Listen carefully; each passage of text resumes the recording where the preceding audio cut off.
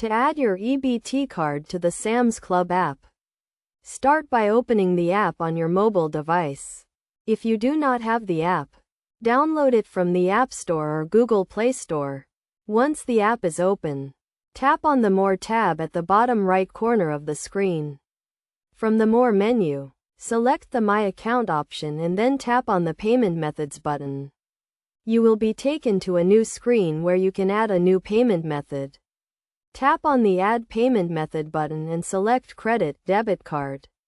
Even though your EBT card is not a traditional credit or debit card, it can be added in the same way.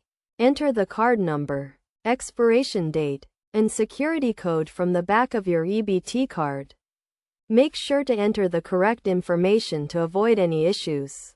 After entering the required information, tap on the Save button to add the EBT card to your account. You may be prompted to verify your card by receiving a verification code sent to the phone number associated with your EBT card. Once you have verified your card, it will be added to your account and you can use it to make purchases through the Sam's Club app. To use your EBT card for online purchases, make sure to select it as your payment method during checkout. It is essential to note that not all items are eligible for purchase with an EBT card. So make sure to check the eligibility of the items in your cart before completing your purchase. By following these steps, you can easily add your EBT card to the Sam's Club app and start making purchases online.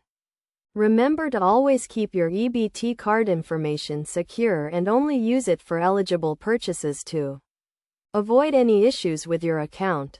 By taking advantage of the convenience of using your EBT card through the Sam's Club app, you can make shopping easier and more efficient.